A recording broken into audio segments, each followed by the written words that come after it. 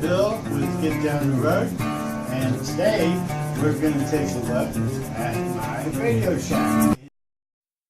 First off, you'll notice up behind me I've got a map of the United States, and over here is the map of the world.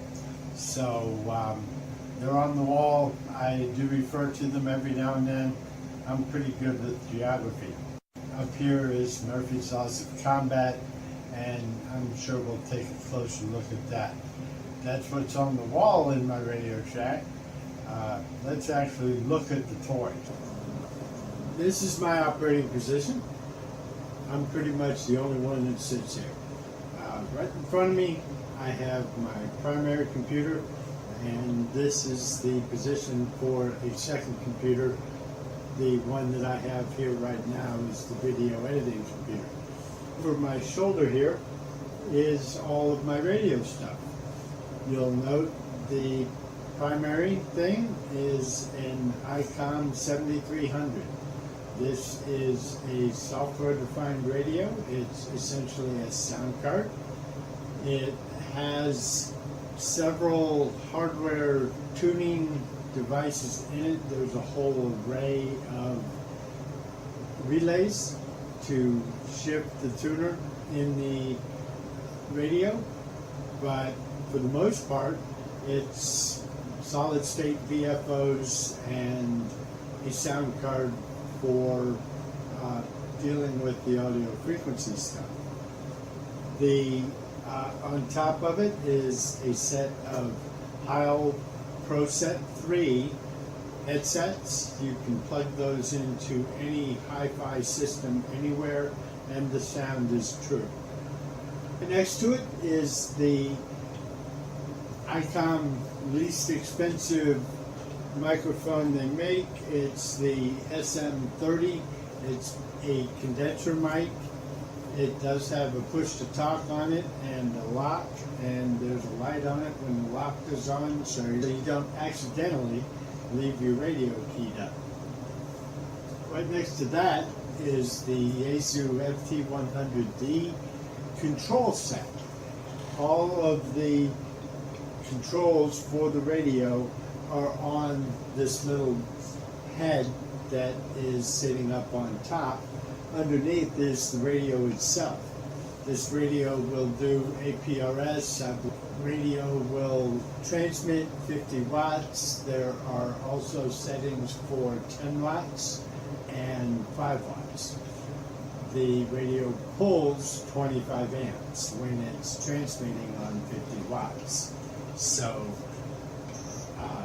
I mentioned in an earlier video about my battery set that the reason I don't use the power port on the solar controller is it only handles 10 watts out, or 10 amps out, and both of these will pull 25 amps at full power.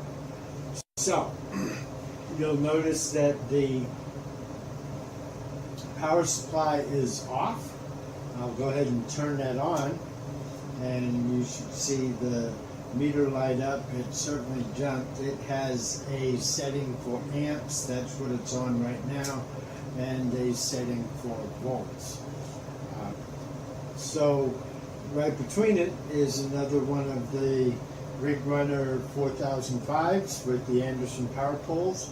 All of my equipment has Anderson power poles power connectors, so I can participate in emergency operations with a Aries Races organization.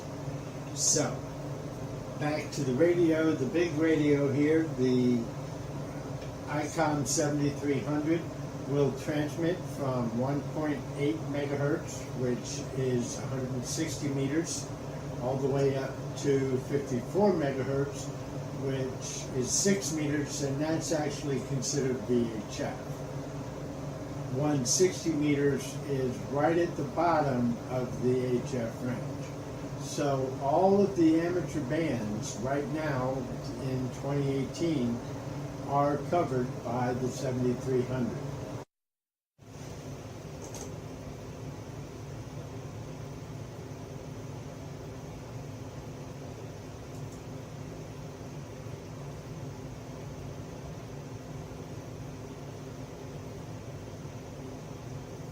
Okay, so I just made contact with a guy in Hungary named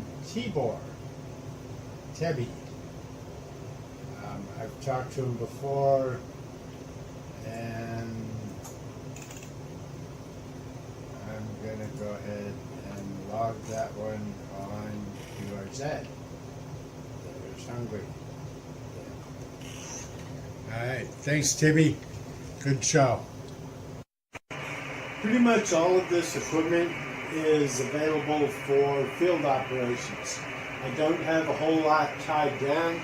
The microphone for the VHF has a clip that you can clip on to something and have it always be in the right place. I think that's more for vehicles than for stationary operations, but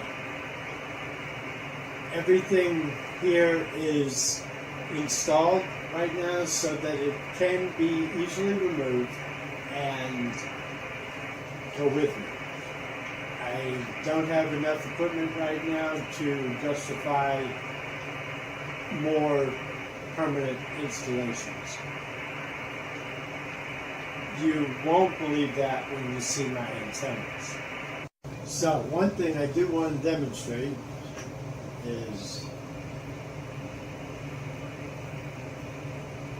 all that squelch noise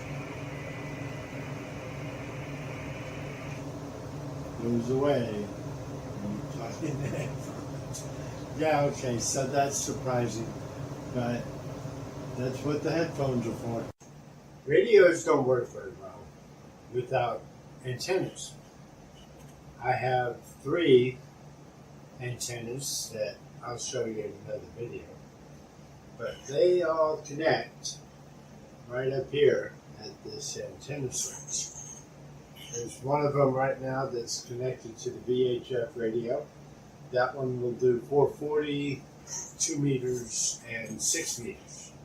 When I want to put this on 6 meters, I disconnect the cable from here and plug it in here.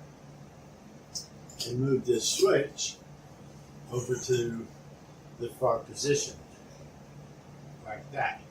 The antenna in the middle position is the cobweb. That does 10, 12, 15, 17, and 20 meters. And the antenna on this end does 40 and 80 meters. So I basically have 7 bands worth of antennas that I'll be showing you. But this is where you select them for the various bands that you work with. The power supply is an Elenco 30 amp switched. It's one of my power solutions. Obviously you want to have something that can connect to a 120 volt DC source to run your radios, and that's my solution up here right now.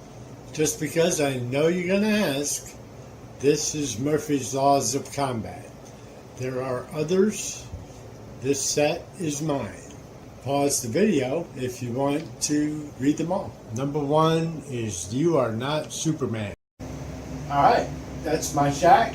That's what I have in the house right now for amateur radio. Thanks for watching, and I hope you enjoyed it. If you liked the video, give us a thumbs up, make a comment or 2, and subscribe. This is Bill with Get Down the Road, and we'll see you later.